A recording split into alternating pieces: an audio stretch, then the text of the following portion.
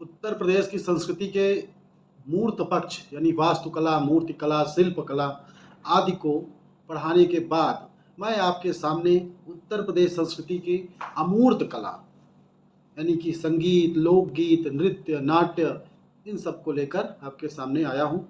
और इस वीडियो में हम लोग उत्तर प्रदेश की संगीत और लोकगीत को समझने और उनको जानने का प्रयास करेंगे।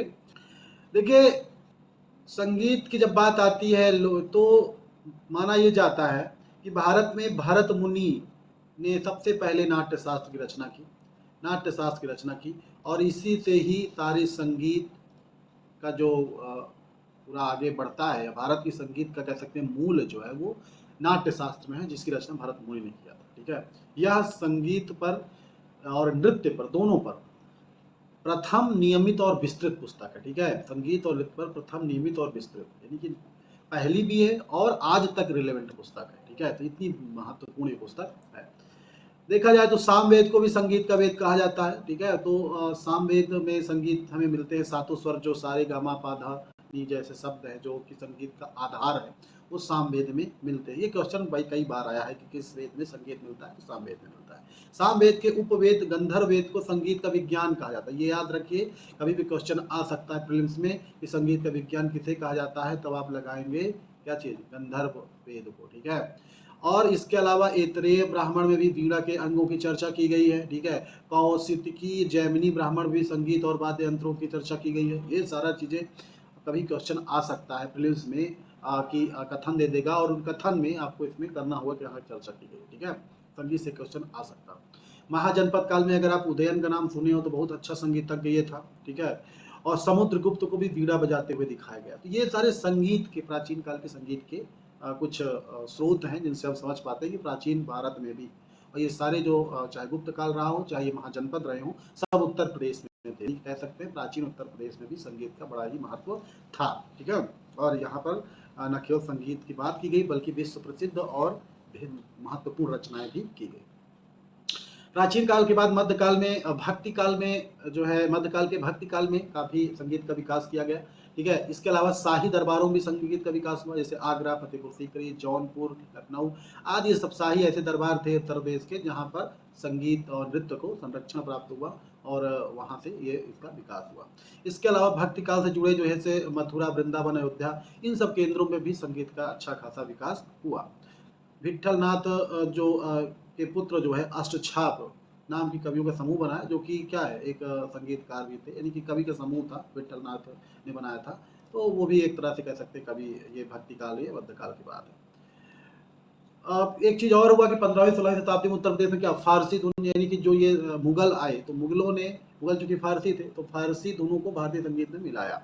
और जैसे अमीर खुसरो, आप नाम जानते नहीं, मैं उसके बारे में विस्तृत आपको बताऊंगा। तो अमीर खुसरो ने जैसे सितार विकसित किया, वीणा का उन्नत रूप है जो सितार, क्या वीणा और तंदूरा दोनों को मिलाकर सितार बना दिया गया। ख्याल जैसी शैलियां विकसित की। ठीक है, इसके अलावा जैसे फतेहपुर सीकरी के दरबार में जानू खान, जोरावर खान, गुलाम रसूल खान, छोटे पवाक जी, तानसेन, स्वामी हरिदास, बैजू बावरा आदि प्रमुख संगीतकार थे, मुगल दरबार में भी थे। और अवध के वाजिद अली शाह जो खुद संगीतक थे, संगीत का अच्छा संरक्षक उन्होंने भी दिया था। तो ये कुछ मैं आपको ये बताया हूँ कि ये इससे क्वेश्चन प्रीलिम्स में आते भी है। ठीक है, किसने संगीत का संरक्षण दिया, अगर अवध में आ जाए तो वाजिद अली शाह का नाम बहुत आज अच्छे से आता है। और ये जो नाम है बैजू बावरा, तानसेन और ये सारे नाम जो हैं, स्वामी हरिदास, पखाव जी, ये सारे नाम मुगल दरबार में थे कि कौन कौन से संगीतज्ञ थे, इससे क्वेश्चन आता है। ये कुछ तथ्य मैंने आपको बता दिए, ये प्रीलिम्स के लिहाज से बहुत ही महत्वपूर्ण तथ्य हैं। इनको आप एक सरसरी निगाह से देख लीजिए और नोट कर लीजिए अपनी डायरी में। ठीक है, नोट कर लेंगे तो आपको याद रहेगा, 2-4 बार लिखेंगे याद हो जाएगा।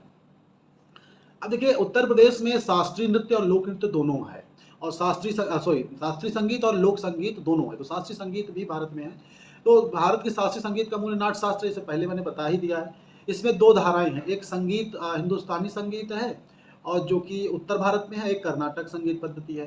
दरअसल क्या हुआ था ना, पहले पूरे भारत की एक ही संगीत पद्धति थी, लेकिन मध्यकाल में जब फारसी का प्रभाव बढ़ा उत्तर भारत में, तो उत्तर भारत की संगीत पद्धति पर ही ज्यादा बढ़ा, दक्षिण भारत की संगीत पद्धति पर ज्यादा नहीं बढ़ा। तो जो कर्नाटक संगीत है वो मौलिक संगीत है, भारतीय संगीत है, लेकिन जो हिंदुस्तानी है उसमें कहीं ना कहीं ईरानी फारसी प्रभाव दिखता है। तो ये एक तरह से मेल है, फारसी और भारतीय हिंदुस्तानी जो भारतीय शैली थी और फारसी शैली का मेल से हिंदुस्तानी शैली विकसित हुई। ठीक है, और ये जो है जो हिंदुस्तानी शाखा है ये प्राकृतिक सप्तक स्वर सप्तक सिद्धांत का पालन करती है। ध्यान रखिए कई बार प्रश्न प्रीलिम्स में आ सकता है।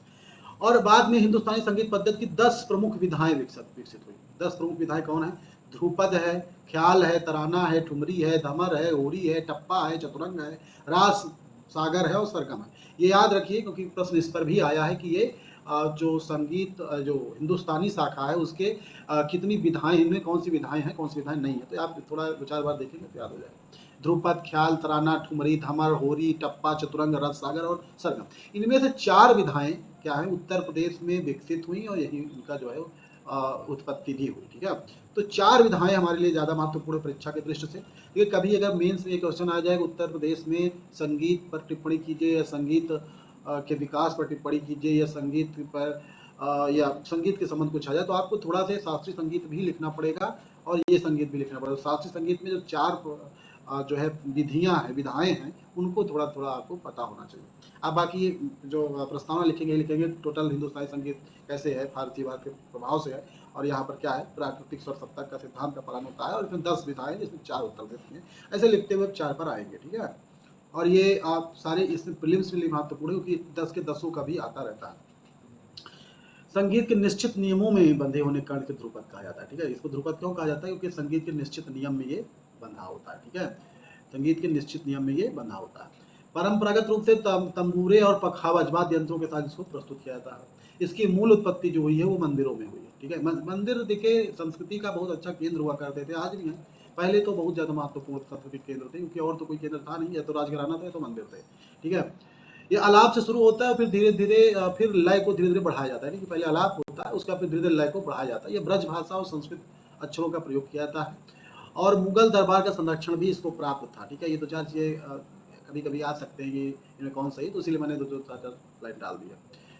इसी समय शिखर पहुंच गया कि मुगल दरबार के समय, और दरबार में 3 ध्रुपद गायक जो तानसेन थे, बाबा गोपाल दास और स्वामी हरिदास, ये तीनों ध्रुपद के बेहतरीन गायक थे। ठीक है, इनका नाम याद रखिए, कभी भी प्रश्न ये आ सकता है कि ध्रुपद गायक थे तानसेन, बाबा गोपाल दास, स्वामी हरिदास।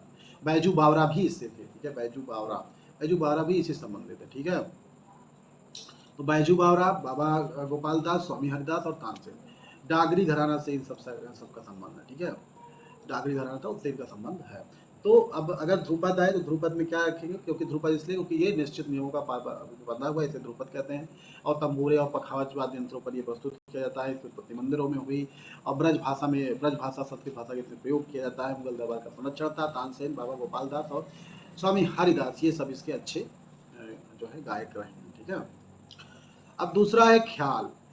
ख्याल की उत्पत्ति का श्रेय अमीर खुसरो को जाता है। अमीर खुसरो ने इस जो है विधा की उत्पत्ति की, उसको बनाया। ठीक है, और ख्याल को विशेष महत्व जो हुआ दिया गया वो जौनपुर के सरकी सुल्तान जो थे मोहम्मद सरकी, इन्होंने ख्याल को एक अलग ही स्तर पर पहुंचा दिया। ठीक है, तो सरकी सुल्तानों के संरक्षण में ख्याल गायकी, ख्याल विधा बहुत ही महत्वपूर्ण हो गई। ठीक है, और इसमें क्या है ध्रुपद की अपेक्षा अधिक स्वतंत्रता होती है, यानी कि वो निश्चित नियमों से ज्यादा बंधा होता है ध्रुपद। ख्याल थोड़ा से स्वतंत्रता होती है, इसमें थोड़ा कम नियमों का पालन किया जाता है। ख्याल की रचनाएं बंदिश कहलाती, ये प्रश्न प्रीलिम्स में आया हुआ है इसलिए मैंने इसको डाल दिया। ख्याल की रचनाएं बंदिश कहलाती हैं। इसके गायन में आलाप की अपेक्षा तान को अधिक महत्व, उसमें आलाप को महत्व दिया जाता है, इसमें तान को ज्यादा महत्व दिया जाता है। इसके रचनाएं सामान्यतः 2 भागों में विभाजित की जाती है। धीमी गति से गाया जाता है बड़ा ख्याल, और छोटा ख्याल तेज गति से गाया जाता है। ठीक है, बड़ा जो है वो धीमे धीमे होगा और जो छोटा है वो तेज गति से होगा। ये 2 इसके भाग होते हैं। और उत्तर प्रदेश में किराना घराना और आगरा घराना ख्याल गायन के लिए विशेष रूप से प्रसिद्ध है। किराना घराना भी हम लोग घराना भी समझेंगे, इस अगले वीडियो समझेंगे। किराना घराना और आगरा घराना दोनों क्या है, ख्याल गायन के लिए विशेष रूप से प्रसिद्ध है। तीसरी शैली तराना है। तराना शैली का विकास भी अमीर खुसरो के प्रयासों से ही हुआ। ठीक है, इसमें लय को प्रधानता दी जाती है और ताल पर जोर दिया जाता है। ये दोनों को, लय को विशेष प्रधानता दी जाती है। इसे तेज गति में गाया जाता है और मेवाती घराना इसी से संबंधित है। ठीक है, मेवाती घराना ज्यादा जाने होते हैं, मेवाती घराना से संबंधित है। और पंडित रत्न मोहन शर्मा तराना के प्रसिद्ध गायक रहे। ठीक है, तो तराना का याद रखिए, यानी कि जो है ख्याल और तराना दोनों का विकास अमीर खुसरो ने किया है। ठीक है, थोड़ा थोड़ा अंतर है, यहाँ पर मेवाती घराना महत्वपूर्ण है, वहाँ किराना घराना और आगरा घराना। ठीक है, ठुमरी लास्ट है। ठुमरी ठुमरी शास्त्रीय संगीत का अर्थ है जो है एक अर्ध शास्त्रीय, यानी कि पूर्णतः शास्त्रीय नहीं कह सकते हैं। इसकी गायकी में नृत्य की गति और भाव का एहसास होता है। इसके ऊपर भक्ति आंदोलन का प्रभाव विद्यमान है। ठुमरी गीतों का विषय प्रेम और भक्ति है, ठीक है। ठुमरी जो गीत है उसके विषय प्रेम और भक्ति दो है, ठीक है। ये हिंदी, ब्रज और अवधी भाषा में ये गाई जाती है। और बनारस और लखनऊ घराना इसी के संबंधित फेमस है, काफी फेमस है। और बेगम अख्तर, आप जरूर नाम सुनेंगे, बेगम अख्तर ठुमरी की प्रसिद्ध गायिका थी, जो कि बनारस घराने से संबंधित थे, ठीक है। तो ये आप जो है याद रखिए सारा। ठुमरी ठुमरी पूरी तरह से शास्त्रीय नहीं है, इसलिए इसको अर्ध शास्त्रीय शैली भी कहा जाता है। चार के अलावा अब हम देखिए, मैं एक डाला हूँ बीच में अमीर खुसरो को तूतीय हिंद करके कहा जाता है। तूतीय हिंद किसे कहा जाता है, ये भी प्रश्न आया है, तो आप कहेंगे अमीर खुसरो कहा जाता है। अमीर खुसरो क्या कहा जाता है, तूतीय हिंद कहा जाता है। देखिए ये अमीर खुसरो को मैंने इसलिए डाला है क्योंकि अमीर खुसरो देखिए दो जो है विधाओं का जो शास्त्रीय संगीत है उसका, उसके अलावा वाद्य यंत्रों का इसने जो है आविष्कार किया। तो ये एक बड़ा ही महत्वपूर्ण व्यक्ति है संस्कृति के दृष्टि से। और मेरा ये अनुमान है कि हो सकता है कि कभी प्रश्न ऐसे भी आ जाए कि अमीर खुसरो की उत्तर प्रदेश की संस्कृति में क्या योगदान है, इसकी व्याख्या कीजिए, विश्लेषण कीजिए या आलोचना कीजिए, ठीक है। तो ये भी एक प्रश्न आ सकता है, इसलिए इसके बारे में जानना बड़ा जरूरी है। और प्रीलिम्स के दृष्टि से भी बड़ा महत्वपूर्ण है क्योंकि ये आता रहता है क्वेश्चन, ठीक है। इसका जन्म कासगंज के पटियाली गांव में 1253 ईस्वी में हुआ था। इसने 7 सुल्तानों का काल देखा था, ठीक है। 7 सुल्तानों का काल, बहुत जल्दी जल्दी मृत हो गई सुल्तानों की। बलबन से लेकर जो है मोहम्मद बिन तुगलक तक ये था, ठीक है। इसका वास्तविक नाम अब्दुल हसन यामिनुद्दीन खुसरो था, ठीक है, ये जाने रहिए। यह महान संत निजामुद्दीन औलिया का शिष्य था, ठीक है। ये इतना इसके व्यक्तिगत चीजें बता दी गई, इतना है। हिंदुस्तानी शैली के जनक, ये अमीर खुसरो एक प्रतिष्ठित संगीतज्ञ, रचनाकार, इतिहासविद, विद्वान, ये आप प्रस्तावना में इसको लिख सकते हैं, ठीक है।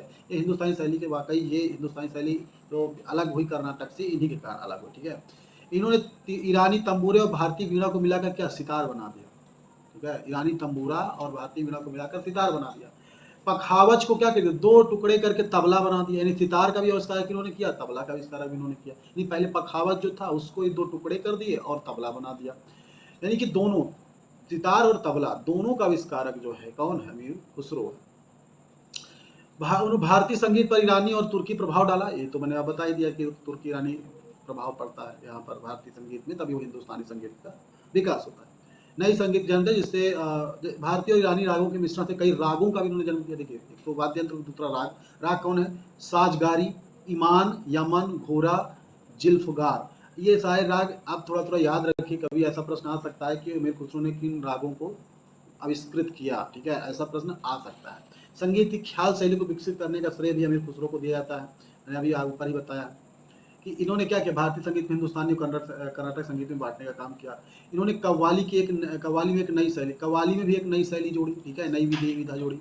गजल का भी, भारत में गजल का प्रतिपादन भी इन्होंने ही किया, यानी कव्वाली में भी एक नई विधा जोड़ी और गजल का प्रतिपादन भारत में किसने किया, अमीर खुसरो ने, ठीक है। अमीर खुसरो प्रतिष्ठित लेखक भी थे।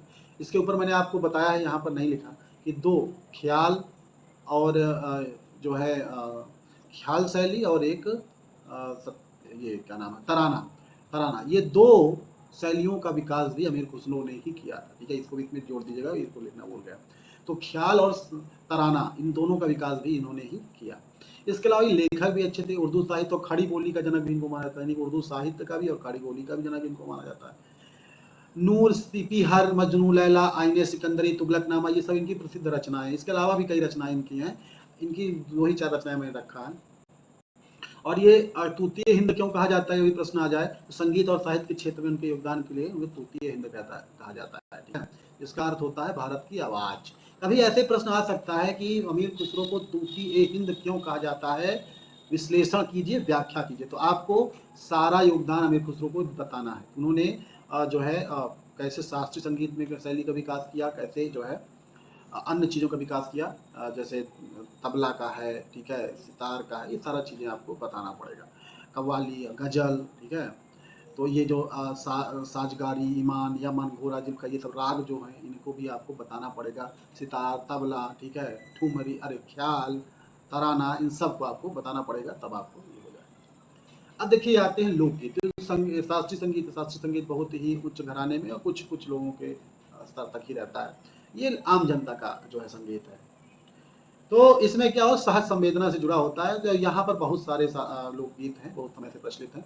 और इससे क्वेश्चन देखिए प्रीलिम्स में ये आता है कि कौन से लोकगीत कहाँ के हैं, ये प्रश्न एक तो आता है।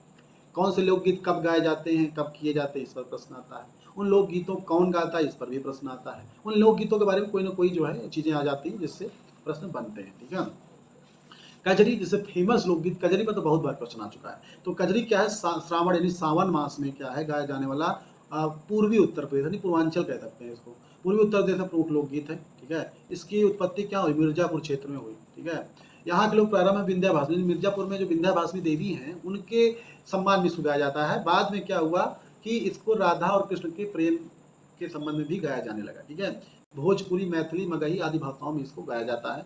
ये मुख्यतः महिलाओं द्वारा गाया जाता है। और वर्षा ऋतु, विरह और कृष्ण जो वर्षा ऋतु में, और जो राधा कृष्ण का विरह प्रेम प्रसंग है, उन सब ये इसका विषय है। यानी कि विरह ऋतु में विरह, वर्षा ऋतु, विरह और राधा कृष्ण का प्रेम प्रसंग, ये सब इसके प्रमुख विषय हैं। स्त्रियों द्वारा समूह में गाई जाने वाली कजरी को ढोलमुनिया कहा जाता है। कभी प्रश्न आ सकता है, संभावना कम है, लेकिन याद रखें, इसको याद रखिए। मालिनी अवस्थी, बहुत बार प्रश्न है, मालिनी अवस्थी किससे संबंधित है। तो मालिनी अवस्थी, श्रद्धा सिन्हा, उषा गुप्ता और मिला श्रीवास्तव कजरी गायिका है, ठीक है। तो कौन सी गायिका है, मालिनी अवस्थी सबसे ज्यादा फेमस है। तो मालिनी अवस्थी अगर आप आए तो कजरी गायिका मालिनी अवस्थी को दिखाना है आपको, ठीक है। अब इसमें कजरी में क्या, ये पूर्वांचल का है, मिर्जापुर का है, ठीक है। कब गाया जाता है, सावन मास में वर्षा के समय गाया जाता है। विंध्यावासिनी के सम्मान गाया जाता है, राधा कृष्ण के प्रेम प्रसंग में गाया जाता है, विरह में गाया जाता है। ये सब इसको याद रखिए इसमें। दूसरा महत्वपूर्ण है रसिया।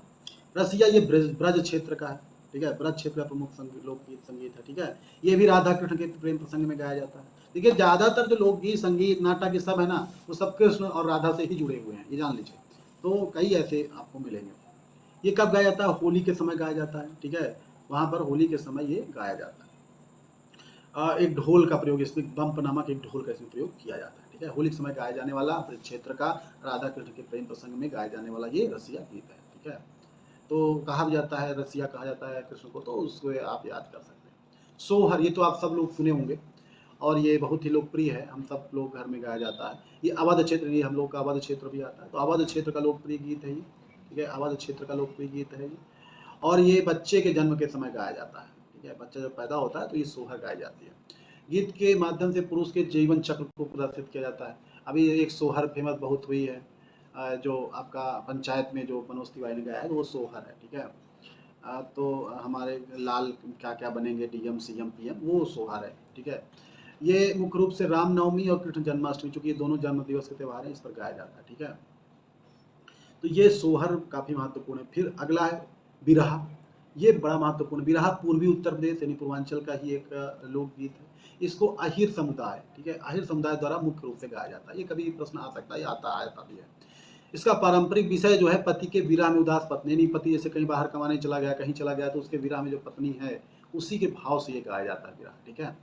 और ये क्या है, इसके जो प्रमुख गायक हैं बिहारी यादव, हीरालाल यादव, बलेश्वर यादव, विजय लाल यादव आदि इसके प्रमुख गायक हैं, ठीक है। तो आप देखेंगे तो इसमें दो तीन चीज याद रखिए कि पूर्वांचल का है, अहीर समुदाय द्वारा गाया जाता है, ठीक है, पति के विरह में गाया जाता है। और बिहारी यादव, हीरालाल यादव, बलेश्वर यादव आदि इसके प्रमुख गायक हैं, ठीक है। आल्हा, ये बुंदेलखंड का है, आप जान रहे हैं। आल्हा उधर के वीर गाथाओं में गाया जाता है। ये महोबा से शुरू हुआ था, ठीक है, शुरुआत महोबा से हुई। ये वीरता पूर्वक कथानक गीत है, जो आल्हा उधर की वीरता किससे सुनाए जाते हैं, ठीक है। आल्हा उधर किसके राजा में थे, राजा परमार की सेवा में थे, ये योद्धा थे, ठीक है। और ये जो है बुंदेली, ये कह सकते हैं ब्रज भाषा, भोजपुरी और इस सभी में गाया जाता है। फाग, ये होली के उस समय गाया जाने वाला एक गीत है, ठीक है। होली होती है तो उस समय ये गीत गाया जाता है, हो सकता है आपके यहाँ भी गाया जाता हो, फाग गाया जाता है। ये प्राकृतिक सौंदर्य और राधा कृष्ण के प्रेम प्रसंग, राधा कृष्ण का प्रेम प्रसंग देखिए लोक गीत के लिए बड़ा ही पॉपुलर विषय है। तो अक्सर अभी सभी संगीत, नृत्य, नाट्य में सब जगह आपको राधा कृष्ण प्रसंग मिल जाएगा। मूल रूप से पूर्वी उत्तर प्रदेश में गाया जाता है, ये भी पूर्वी उत्तर प्रदेश में गाया जाता है। देखिए एक प्रश्न आया है कि बुंदेलखंड को सांस्कृतिक रूप से बुंदेलखंड कैसा है, या पूर्वांचल सांस्कृतिक रूप से कैसा है, ये सब आए तो आपको यही सारे लोकगीत, अभी नाटक भी बताएंगे, नृत्य भी बताएंगे, वही सारा आप लोक नृत्य, लोक नाटक, लोक संगीत, यही सब लिखना है, ठीक है। तो आप याद रखिए कि कहाँ इसका क्या है, ठीक है। चैत मास में, जब चैत मास में गाया जाने वाला है, ये भी पूर्वी उत्तर प्रदेश का। देखिए पूर्वी उत्तर प्रदेश सांस्कृतिक रूप से बड़ा समृद्धशाली प्रदेश है, ठीक है। ये वाराणसी, प्रयागराज, गोरखपुर, अयोध्या क्षेत्र में प्रसिद्ध है। और ये विषय प्रेम, प्रकृति और होली उत्सव, ठीक है, ये सब ये है, चूँकि चैत में होली भी पड़ती है, चैत का पहला ही दिन जो होता है वो होली होती है। भगवान श्री राम के जन्म का माह भी है, इसलिए उनके जन्म पर गाया जाता है, ठीक है। इस गीतों के पंक्ति में क्या है, राम जरूर रहता है, जो चैती गाया जाता है। बंजारा, ये लोकगीत रात्रि के समय मुख्यतः क्या तेली समुदाय द्वारा गाया जाता है, ठीक है, तेली समुदाय द्वारा मुख्यतः रात में गाया जाने वाला गीत है, ठीक है, बंजारा। कहरवा, यह जो है ये कहार यहाँ लिखना भूल गए, कहार जाति द्वारा सामान्यतः विवाह कार्यक्रम में गाया जाने वाला गीत है। कहार जाति जो है उसके द्वारा ये विवाह कार्यक्रम में गाया जाने वाला गीत है, ठीक है। नौका झक्कड़, यह नाई समुदाय का गीत है, ठीक है, कई बार ये समुदाय करके प्रश्न आ सकते हैं, तो कहार लिखना भूल गया, एक कर लिख गया, कहार होना चाहिए, ठीक है। तो ये आ जाए तो आप ये से बंजारा, तेली समुदाय, कहरवा, कहार समुदाय, नौका झक्कड़, नाई समुदाय, ठीक है। उधर ऊपर एक था, ठीक है, जो आपका कौन सा था, ये बिरहा या अहिर समुदाय, ये सारे से आपको याद रखना है, ठीक है। इसके अलावा देखिए, ये लोकगीत तो नहीं कह सकते, शास्त्रीय संगीत भी नहीं कह सकते, लेकिन इनकी अलग कैटेगरी है, गजल, कव्वाली, भजन, ये सब एक अलग कैटेगरी है, ये भी आम जनता में काफ़ी फेमस है। आप जानते हैं गजल प्रेम प्रसंगों में गाया जाता है, कव्वाली एक तरह से ईश्वर के प्रेम में गाया जाता है, और भजन भी एक तरह से भक्ति में गाया जाता है, ठीक है। तो ये इनको मैं अलग रख दिया हूँ, क्योंकि ये लोक संगीत, ये लोकगीत भी नहीं कह सकते, शास्त्रीय संगीत भी नहीं कह सकते, लेकिन इनको भी एक तरह से आप लोक संगीत में डाल सकते हैं, हालांकि डालने की बहुत जरूरत नहीं है, अगर मेंस में है तो भी, ठीक है। तो ये सारा आपका लोक संगीत हो गया। अब हम अगले चैप्टर में लोक नृत्य और घराने के बारे में पढ़ेंगे, और लोक नाट्य के बारे में पढ़ेंगे, ठीक है, ये सारी चीज़ें पढ़ेंगे। और इसके पहले हम लोगों ने पूरा संस्कृति का पढ़ चुका है, मूर्तिकला, वास्तुकला, ठीक है। मैंने तो शिल्प कला भी पढ़ाया, और शिल्प कला के संरक्षण में जो आपका सरकार की योजना है, चाहे जीआई टैग करने की योजना हो या फिर ओडीओआर की योजना हो, one one district one product, ठीक है, ODOP, one district one product कार्यक्रम, उन सबको मैंने पढ़ा दिया है, और उनको आप जरूर पढ़ लीजिए ताकि आपका पूरा हो जाए। देखिए, मेरा उद्देश्य ये है कि आपका पूरा तरह से आप प्रीलिम्स के लिए और मेंस के लिए तैयार हो जाएं, और मेरा ये वादा है आपसे, अगर पूरे पढ़ लेंगे जो मैं पढ़ा रहा हूँ आपको, तो दोनों में कहीं से बाहर से नहीं आने वाला, क्योंकि ये सारे मैं सारे प्रश्न देखकर, किताबों में देखकर ही आप बनाकर तब आपके सामने आता हूँ, ठीक है।